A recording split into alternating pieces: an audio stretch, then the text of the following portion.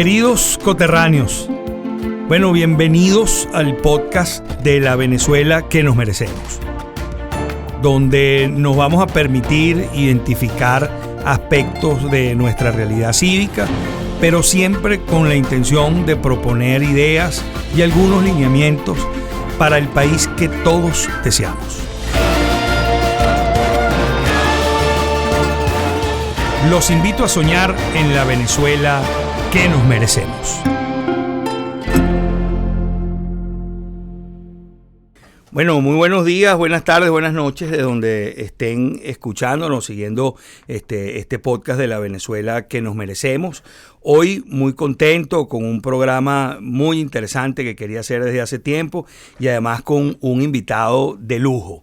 La verdad, muy orgulloso de tener aquí a Máximo Sacchini, un ingeniero civil de esos que pasa desapercibido como si nada, y resulta que ha liderado una empresa familiar de construcción que ha hecho muchísimo por Caracas. Máximo tiene mucha obra construida en la ciudad, centros comerciales, urbanizaciones residenciales, locales comerciales. La verdad que ha sido una empresa muy exitosa, Máximo, y de verdad te felicito. Además has logrado esas empresas familiares de la segunda generación ya incorporada. La verdad que muy orgulloso de todo lo que has hecho por Caracas, y creo que tenemos mucho que agradecerte. Y hoy vamos a hablar precisamente de Caracas, o de los asentamientos informales, rurales, los barrios de Caracas, que preocupan a tanta gente, no solamente por un tema estético, que creo que al final es lo de menos, sino es un tema social, un tema que tiene muchos aristas negativos, y que muchos líderes, muchos gobiernos han pensado, diseñado, tratado de implementar políticas públicas para ver cómo mejoramos la situación de los barrios en Venezuela, pero bueno, nos hemos quedado en eso. Entonces, quisiera comenzar conversando, Máximo, ¿cómo llegamos a esto? ¿Por qué no somos una ciudad urbanizada como muchas otras metrópolis? ¿Y cómo dejamos que fueran creciendo estos asentamientos informales de una manera tan exagerada aquí en Caracas? Dale, bueno, buenos días, tardes, noches. Agradecido, Rafael, por la invitación. La verdad que para mí es un placer estar aquí contigo. Primero, un gran amigo, un gran profesional, buen tenista, buen golfista y ahorita influencer. Así que, me entusiasma el tema de la invitación y bueno, podemos empezar a conversar sobre ese tema. En realidad, yo me voy a referir al Valle de Caracas, que es lo que hemos estudiado y donde tenemos data, pero las conclusiones cualitativas que saquemos aquí del Valle de Caracas son aplicables al resto de las principales ciudades del país, ¿no? Entonces, bueno, yo inicialmente quisiera poner en contexto Caracas, ¿no? Vamos a decir que el crecimiento de Caracas se inició de manera sostenida a principios del siglo pasado, ¿no? Aparte del crecimiento propio que tiene cualquier ciudad por los integrantes que tiene, surgieron incentivos de moverse del campo a la ciudad por mejores condiciones de vida y por una oferta de trabajo mejor remunerado. Esto no solamente sucedió en Caracas, sino ha sucedido en tantas ciudades del país y del mundo, ¿no?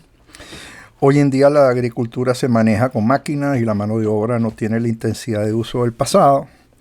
Hoy en día el promedio de la población rural de la ciudad, vamos a decir, el promedio de la relación entre población rural y ciudad es 40-60, y la Organización de Naciones Unidas estima que ese promedio suba para el 2050 a 25-75, ¿no? Ahorita ya refiriéndonos a Caracas, te diría que para 1900 Caracas tenía 75,000 habitantes. Imagínate. Ajá. Y para el 2024 estábamos cercanos a los 3 millones, ¿no? 2.960.000. Estoy hablando. Más, creo, ¿no? Tuvimos más. Sí. Bueno, te corrijo, para el 2014, 2.960.000. Lo que ha pasado en los últimos años, no lo puedo precisar, pero hemos tenido una caída que ahorita vamos a hablarla, ¿no?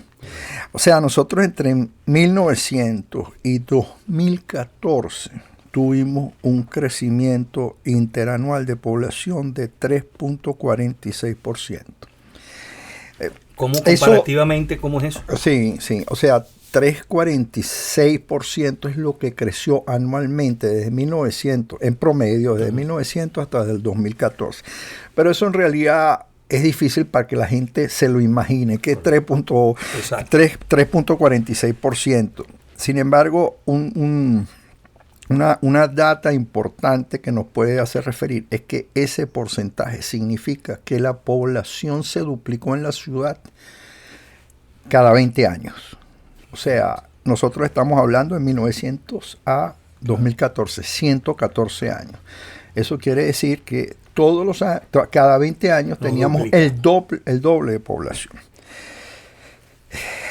Sin embargo, ese crecimiento no fue sostenido a ese promedio. Tuvimos épocas de menor crecimiento y de mayor crecimiento en la ciudad. Por ejemplo, te doy un dato. Entre el 1920 y 1940, la población, la ciudad creció al 5,80%. El boom petrolero, ¿no? Ajá, que fue el inicio del petróleo.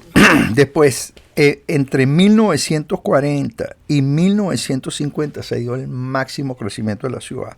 Fue el 10,8% interanual. Eso significa, nuevamente, duplicar la población de la ciudad cada 7 años. O sea, ya estás hablando de un valor de crecimiento fuera de serie, ¿no?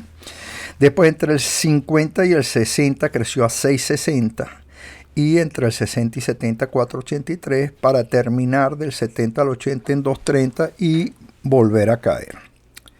Eso dio ese 3,43% y bueno, yo te diría que es una de las ciudades latinoamericanas de mayor crecimiento que ha tenido y lamentablemente pues con unos últimos 5 o 7 años donde abrió una disminución de población que nosotros estimamos alrededor de los 400.000, 500.000 habitantes. Claro, bueno, por supuesto, cuando uno escucha, digamos, esa marea de gente que llega todos los años a Caracas, lo que uno se imagina, bueno, está preparada la ciudad o estuvo preparada la ciudad a lo largo del siglo pasado para recibir a esos nuevos habitantes y en temas de servicios, vivienda y tal, y con eso caemos al tema, bueno, de los asentamientos informales, porque en definitiva, bueno, ¿dónde se acomodaba esa gente? La gente prefiere vivir en una vivienda en mal estado, en condiciones hasta infrahumanas,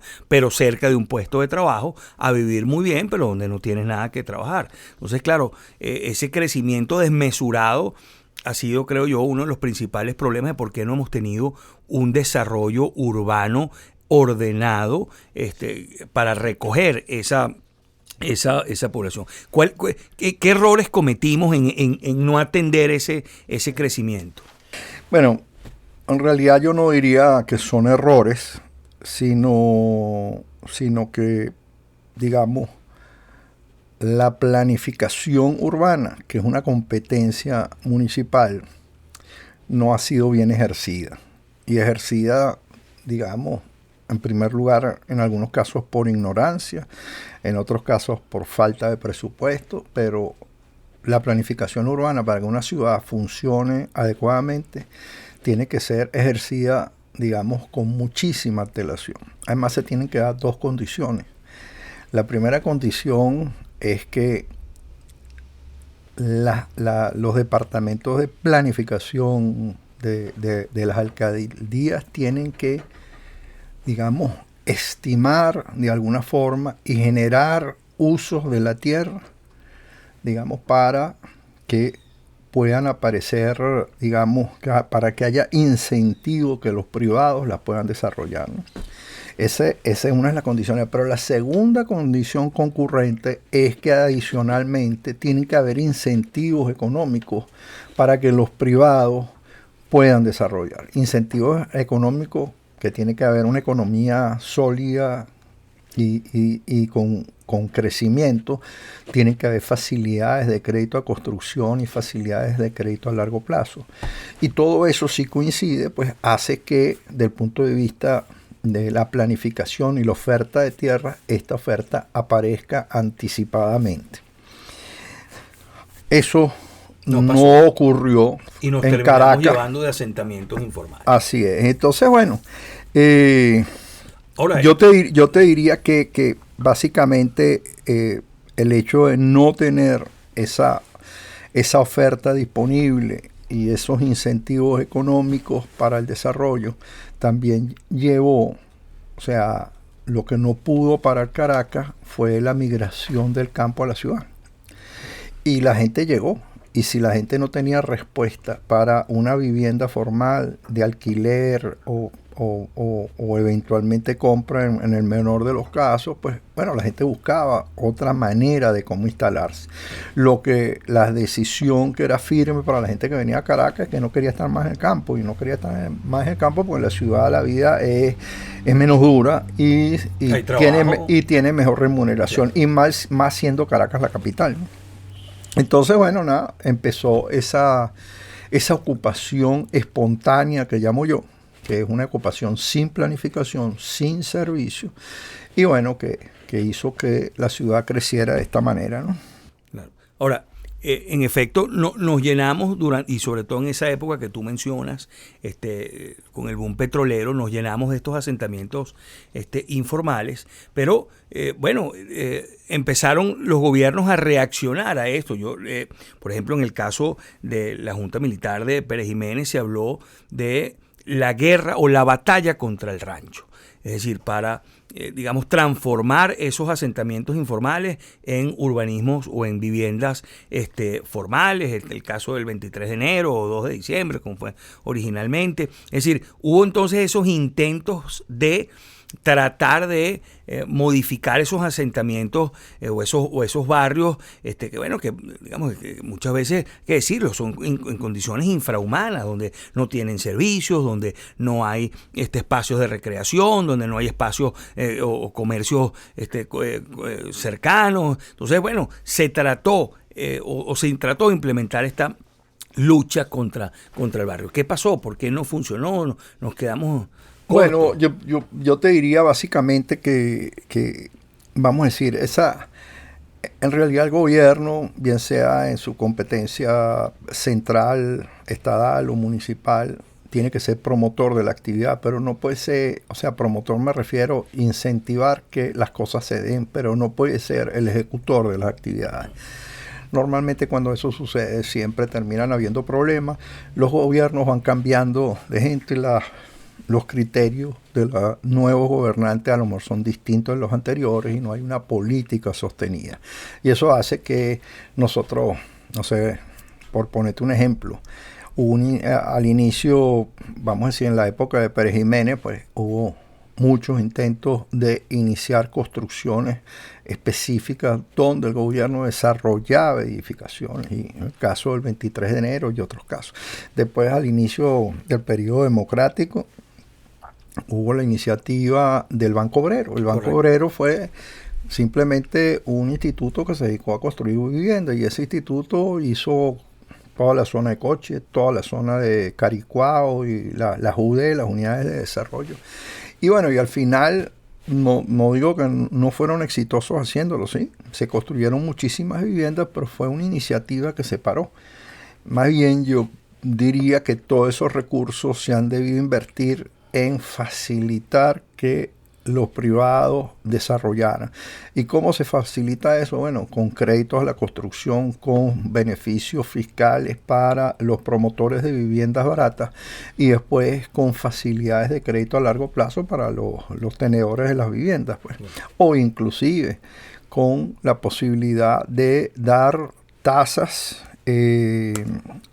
vamos a decir, tasas preferenciales o alquileres preferenciales en el caso de las viviendas en alquiler, porque en general yo te diría que en este segmento, vamos a decir, de viviendas económicas, sociales, en las mayores ciudades del mundo resuelven ese tema por la vía de los alquileres. Claro. No hay compra, porque no hay capacidad de compra, porque no hay inicial. Pero sí hay incentivos a que los alquileres, digamos, a subsidiar de alguna manera los alquileres para que la gente resuelva su así problema. Eso en realidad nosotros posteriormente en la época de Caldera tuvimos una ley de alquileres y de inquilinato que forzó o desincentivó. Nos hemos empeñado en evitar que funcione la política arrendaticia. Sí, y entonces, bueno, la mayoría de la gente lo que hizo fue dedicarse a producir viviendas de clase media y media alta, pero ese segmento nuevamente se abandonó. Correcto. ¿No?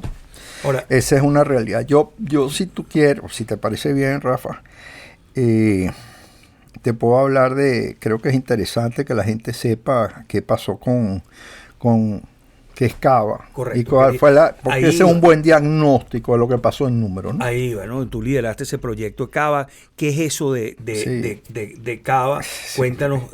Bueno, en primer lugar, Cava significa cartografía de barrios de Caracas, ¿no? Esa es una promesa.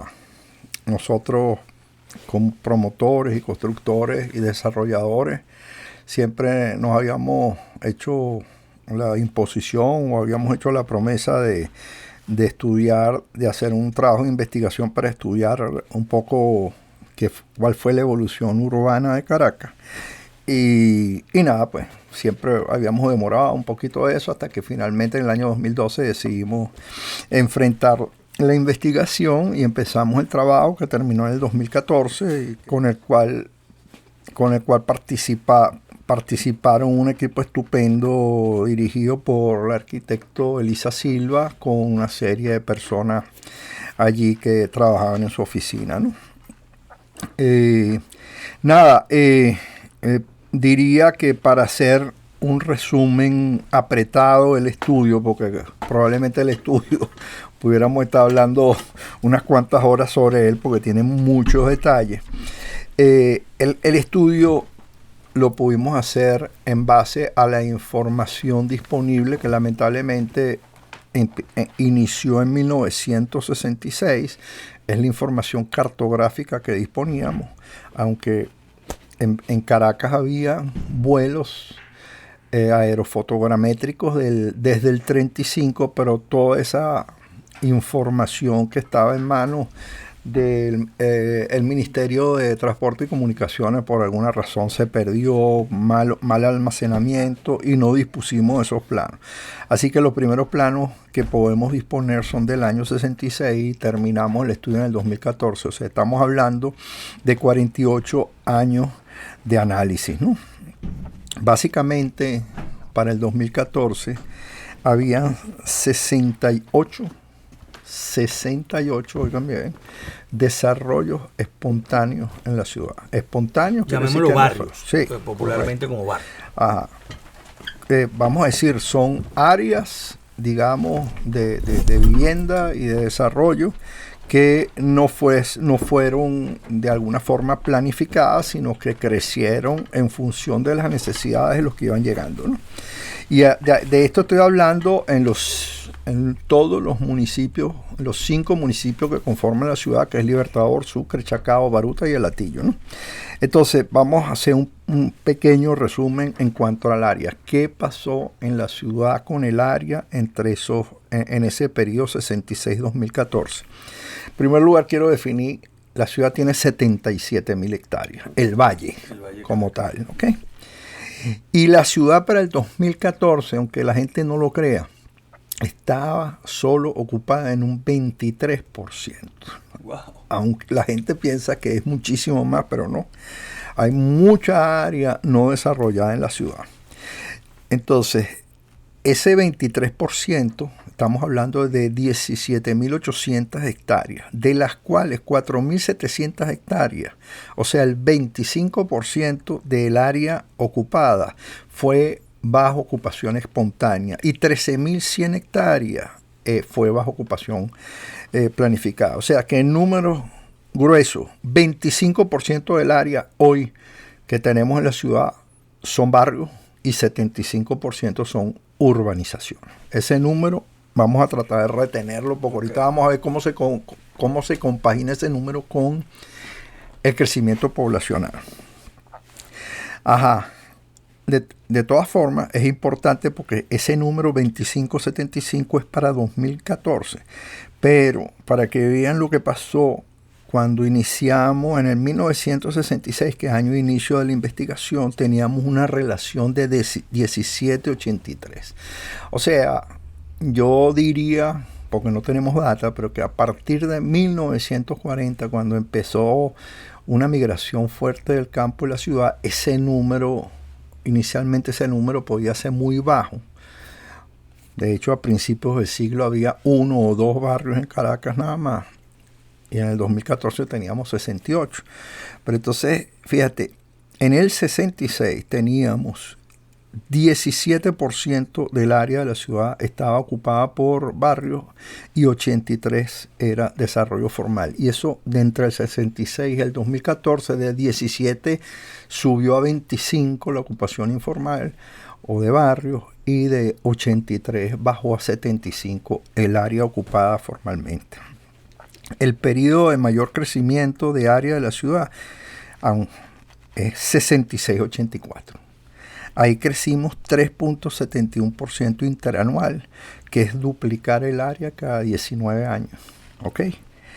Y en ese periodo el área de ocupación espontánea, barrios, creció 4.80, mientras que el área de ocupación planificada solo 3.46. O sea, el área de barrios crecía más rápidamente de lo que crecía el área planificada. Y eso simplemente lo que te dice es la presión de necesidad de viviendas que tenía la gente que llegaba a Caracas, ¿no?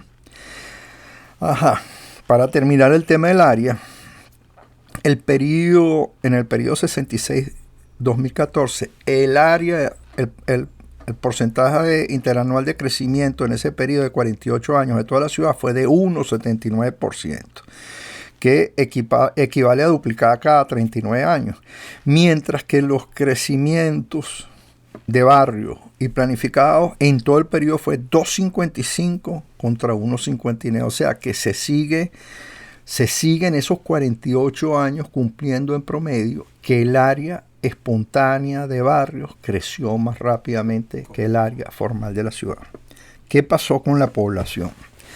Bueno, nosotros para el 2014 teníamos 1.396.000 personas que ocupaban el área de barrio, o sea, el área.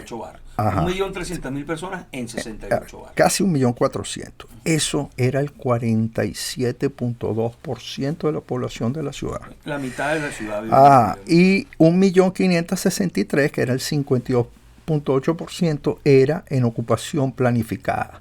Entonces, fíjate, la conclusión que teníamos, 25-75, o sea, 25% del área está en el sector de barrio, pero resulta que en ese 25% del área casi vive la mitad de la población de la ciudad. Y eso es lo dramático, ¿no? ¿Entiendes? Mientras que en el otro 75% del área, el de la ciudad, vive el otro 50% en términos gruesos. Y eso es un tema que la gente tiene que entender, porque esa es la razón de lo que vamos a decir, el drama de lo que ha pasado con todas estas viviendas no planificadas. Entonces, otro tema importante, que es una medida que siempre utilizamos para medir, digamos, la intensidad de uso de la tierra, que es la densidad, simplemente el número de habitantes entre el número de hectáreas. Para que ustedes tengan una idea, la densidad en la zona de los barrios o espontánea, promedio en la ciudad es 295 habitantes por hectárea. 295 habitantes por hectárea. Es el equivalente hoy en día más o menos a un R8 o R10, o sea, a zonas donde hay posibilidades de hacer edificios de 8 a 10 pisos. Mientras que la densidad en las zonas de ocupación planificada es de 119. Hay 2.48 veces la densidad de los barrios de la densidad.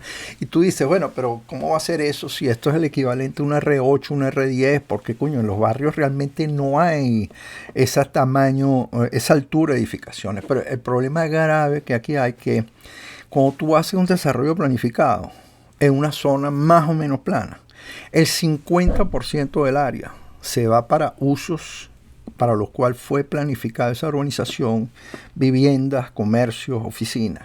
Y el otro 50% es servicios.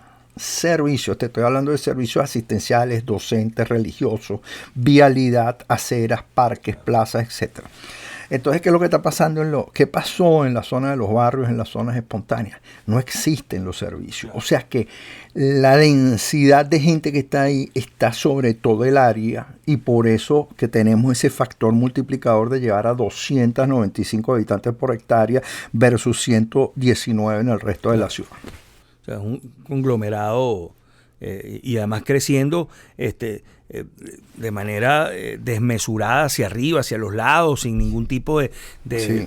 Bueno, fíjate, último dato, porque de verdad que el estudio tiene cantidad de información interesantísima, pero y sería larguísimo exponer y no vale la pena, porque hay otros puntos que creo que van más con el tema que tú quieres. Hoy en día, nosotros a través de técnicas cartográficas, fotos aéreas y programas de, digamos, que existen, digamos, para interpretación de planos de mapa, de ortofotomapas, nosotros detectamos 242.500 cascos en toda la zona de desarrollo espontáneo de barrio. Llamamos un casco lo que es un techo. Nosotros desde la foto aérea puedes identificar y marcar cada uno de los techos en cada uno de los barrios. Pues todo eso se llevó pues a esa sumatoria. Hay 242.000. Iniciando en el 66, la mayoría de los barrios eran barrios relativamente jóvenes con un promedio que no excedía mucho un piso, o sea, una planta por vivienda. Hoy en día tenemos barrios de 50 y 60 años donde hay 3 y 4 plantas en cada uno de ellos. O sea que el casco, el techo, no necesariamente tiene que ver con el número de viviendas que hay, sino que probablemente reflejaba eso en el pasado, más no hoy, ¿no? O sea, en pocas palabras, ves una foto aérea de un techo y resulta que de ahí para abajo hay cuatro viviendas. 4 viviendas, quién sabe cuántas. Así es. Bueno, fíjate, interesante. Tenemos 68 barrios, la mitad de la ciudad viviendo en estos asentamientos informales. El gobierno ha anunciado una de las principales banderas de los últimos años ha sido la misión vivienda, con unos números poco creíbles de que 5 millones de viviendas. Yo creo que ese número no se lo cree absolutamente nadie, pero sí ha habido un desarrollo de una política pública de construcción de viviendas, probablemente con algunos aciertos, algunos errores, pero el punto es, ¿qué podemos hacer, Máximo, para desranchificar Caracas? ¿Es posible desranchificar Caracas? Mira, yo que no, obviamente no soy urbanista, a pesar que he estado cerca de muchos constructores, pero yo le atribuyo una de las principales razones que, bueno, no hemos tenido unos medios de transporte adecuados, porque yo veo que, o sea, tú ves, por ejemplo, Manhattan ya está, ya creció y no se va a mover de ahí. Eso es lo que hay y ya está. Ahora, ¿cómo ha crecido la población en Nueva York? Bueno, porque va creciendo la periferia. La periferia va creciendo, se va urbanizando y esa gente que vive más lejos puede llegar a su trabajo con unos medios de transporte adecuados.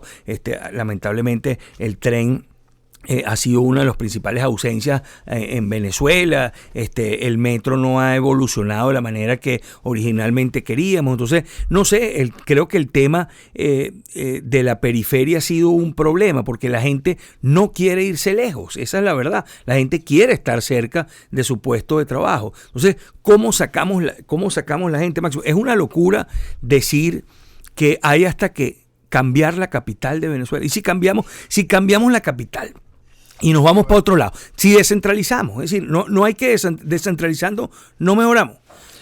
Bueno, yo quisiera ir por partes porque son muchas interrogantes que plantean. Pero un pequeño comentario a la misión vivienda. Yo creo que la iniciativa de estos últimos 3 gobiernos no fue mala en cuanto a su propósito de generar más viviendas asequibles. Lo que creo es que su implementación fue desacertada, ¿no? Tú no puedes estar construyendo viviendas de alta densidad en cualquier terreno que te encuentres en cualquier parte de la ciudad. Eso atenta con la planificación urbana de la ciudad, y al atentar con eso, atenta contra los servicios de redes, atenta con los servicios, digamos, docentes, asistenciales, religiosos, vialidad, etcétera, etcétera. Sí, no ha sido una política ordenada, sino improvisada. Mira, móntame aquí un bloque de esto. Así es. Eso es una realidad, pues. Y bueno, yo entiendo que hay que, vamos a decir, hay que tratar de dar soluciones a esas necesidades para reducir vamos a decir, el crecimiento espontáneo de la ciudad. Pero recuerda que, como te dije, hay 23% de la ciudad ocupada. Tenemos 77% de la ciudad no ocupada, del cual probablemente 40% es de difícil desarrollo por condiciones topográficas. Pero te queda otro tanto de la ciudad que pudieras desarrollar. Entonces lo que hay es que darle respuesta de planificación e incentivo para el desarrollo y la oferta de tierras, ¿no? Es decir, es agarrar ese 20% de Caracas que tú dices que es urbanizable, y hacer una planificación urbana. Bueno, por ejemplo, te puedo decir dónde está básicamente concentrada esa área que resta. Hacia el oeste de la ciudad, te estoy hablando de Caricuao, hacia el oeste y sur del sector de Caricuao, y después en el municipio de Latillo. Hay una oferta de tierras importante. Ahorita, cuando tú te vas a ver las zonificaciones actuales, esas 2 áreas de tierra tienen zonificación rural, 5 habitantes por hectárea. Entonces, bueno, ¿quién va a desarrollar eso, digamos, para tener viviendas de 5 habitantes por hectárea? Mientras menos densidad tienes, más es el costo de desarrollo de un urbanismo, en el sentido que tienes que extenderte más, y sobre todo en zonas montañosas, movimiento de tierra, las vialidades son más extensas, etcétera, etcétera. Aunque los servicios pudieran ser más baratos, porque no tienes que entregar tantos servicios por hectárea. Pero yo diría que eso requeriría una buena planificación de estas áreas que le restan a la ciudad. Ahorita, ¿qué hacer con lo que está hecho? Bueno, mira, hay una polémica en ese sentido. Hay 2 visiones hoy en día de parte de los urbanistas e ingenieros. Una primera visión está en recuperar y dotar de servicios a lo que existe. Eso no es fácil, porque nunca se podrán tener los servicios reales que debieran tener, porque no hay el espacio.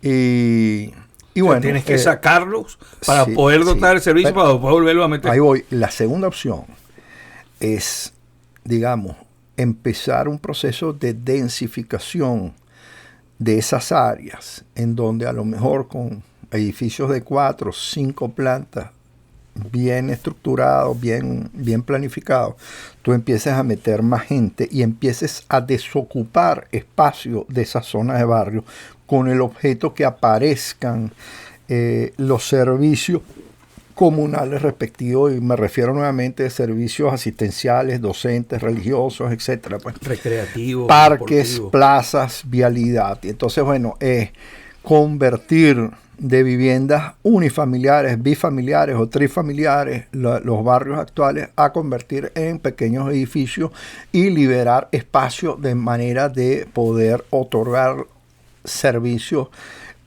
buenos a eso. Eso es una labor que a mí me parece que es titánica, hay que invertir mucho y en realidad la respuesta práctica que estamos teniendo hoy es que entre los esfuerzos propios de las comunidades que habitan allá y los esfuerzos de los municipios, los barrios se están organizando. O sea, tú ves un barrio recién formado, probablemente tiene carreteras de tierra, no tiene cloaca, la electricidad es incipiente y el acueducto probablemente no llega. Te vas a barrios de 40 y 50 años, todos tienen acueducto, todos tienen cloaca, todos tienen electricidad, todos han mejorado sus viviendas, de ser viviendas de techos de zinc a ser viviendas de platabanda.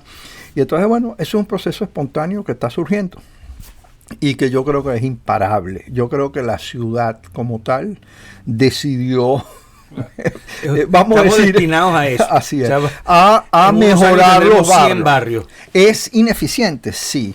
¿Es lo ideal? No. Pero es la solución que existe. Además que también lo que tenemos que estar presente y no debemos olvidar es la situación económica que está viviendo el país.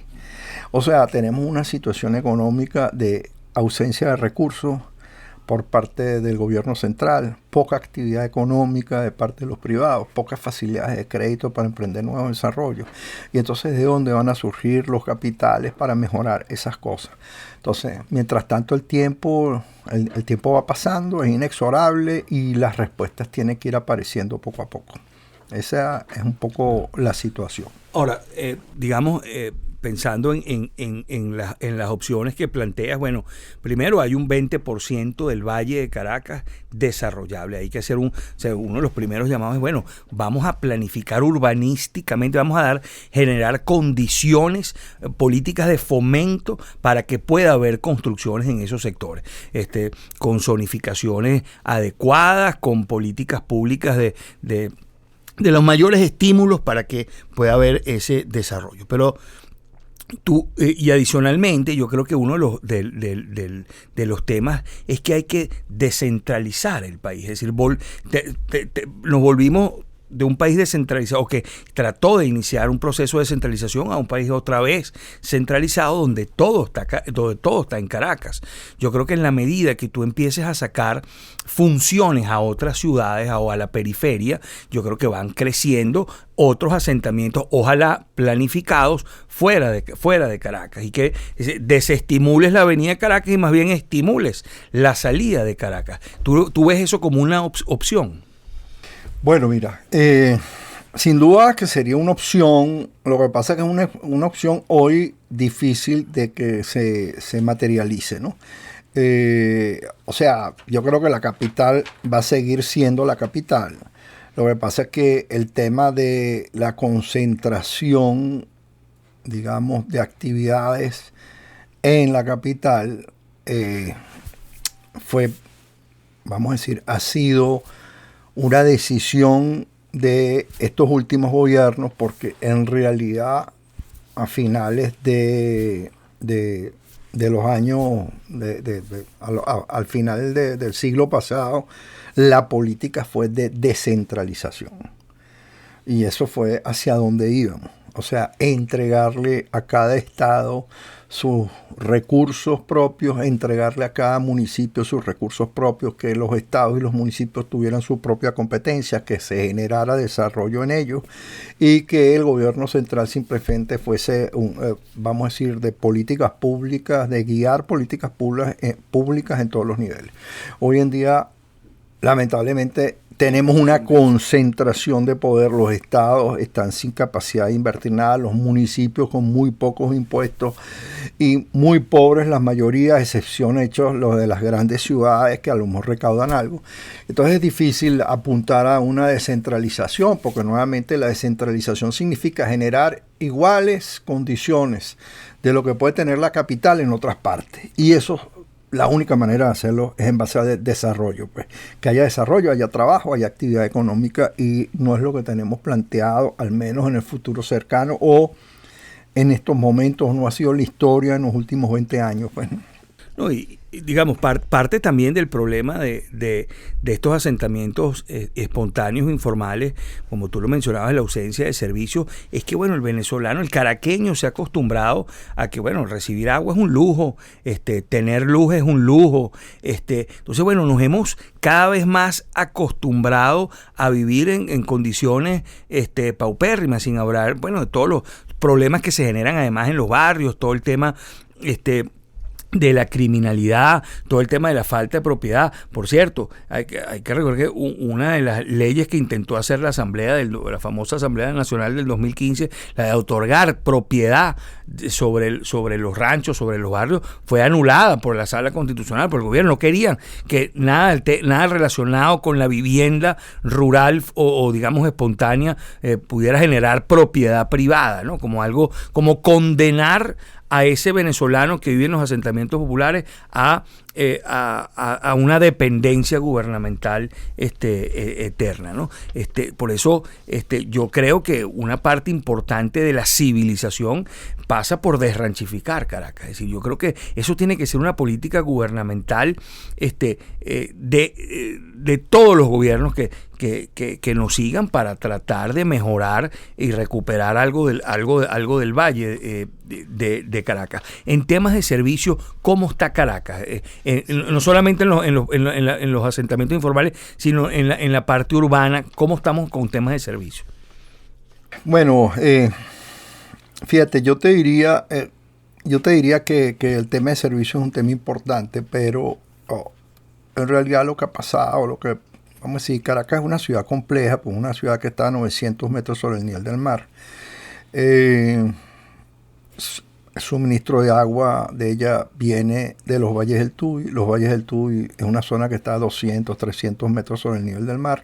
Nosotros necesitamos elevar el agua a 700 metros para que pueda llegar a Caracas. Hemos tenido que buscar la manera de hacer, digamos, embalses o depósitos de agua en la ciudad, y eso, aparte del costo, bueno, siempre es una operación complicada, pero yo te diría que es una operación bien planificada. Para hacer un resumen breve, nosotros tenemos 4 acueductos ahorita en operación: el TUI 1, que era antes de los 60, el TUI 2, que fue antes de los 70, después el TUI 3, que fueron entre los 70 y los 80, y el TUI 4, que fueron en los últimos 10 años del siglo pasado, o sea, entre el 90 y el 2000. Y nosotros con toda esa agua que está ahí, pues estamos en capacidad, digamos, de suministrar agua suficiente para la ciudad y para su crecimiento probable. ¿Qué ha pasado? Eso no se ha mantenido de buena manera. Hemos ido perdiendo, digamos, por razones de mantenimiento, equipos de bombeo. Ahorita todos los equipos de todas las estaciones de bombeo no están funcionando a cabalidad. Es un problema hidráulico. Así es. Pero bueno, básicamente de falta de mantenimiento. Y en realidad, si tú te pones a ver, no hemos experimentado más crisis en materia de aguas blancas, por razones de que la población de alguna manera ha disminuido. ¿Entiendes? Lo mismo pasa con la electricidad. También tenemos un problema de mantenimiento importantísimo en electricidad. Y bueno, yo lo que digo es que todas esas empresas de servicios públicos, como pueden ser el agua y electricidad, en cualquier parte del mundo están en manos privadas, y con una vigilancia en la regulación de la tarifa, que sea una tarifa justa, adecuada, pero que se ocupen otra gente con otros criterios de manejar. Yo creo que el tema de servicios es recuperable. En este momento no está bien, pero es perfectamente recuperable, y se hicieron buenas inversiones y los podemos rescatar a corto plazo. En materia del otro tema, para mí importante y que tiene que ver con lo que hablabas de la descentralización, es el transporte público. Fíjate, el transporte público, en realidad hoy en día, aunque hemos hablado del Valle de Caracas, la ciudad, lo que llamamos el área metropolitana de Caracas, está conformada por otras zonas. Estamos hablando de Guarenas Guatire, estamos hablando de los Altos Mirandinos, estamos hablando de la zona del Tuy. Pero para que esas zonas, aunque se han desarrollado, para que esas zonas realmente sean ciudades satélites, donde la gente pueda ir a pernoctar ahí y trabajar en Caracas, tiene que haber condiciones de transporte público eficientes. ¿Qué significa eso? Bueno, el metro Guarenas Guatire no terminó. Un transporte público, digamos, entre los Altos Mirandinos y Caracas no existe. Existe un transporte entre los Valles del Tuy hoy en día y el oeste de la ciudad, pero es un transporte que se ha quedado corto. Después, hablando de Caracas per se, el metro de Caracas, que fue ejemplo mundial cuando se terminó, hoy en día está colapsado. Correcto. Requiere de una ampliación. Eso nos permite movilizar a la gente este a oeste, pero después tenemos otro problema, que es que el transporte norte-sur es ineficiente, porque no existe, sino básicamente son autobuses, carritos, etcétera, etcétera.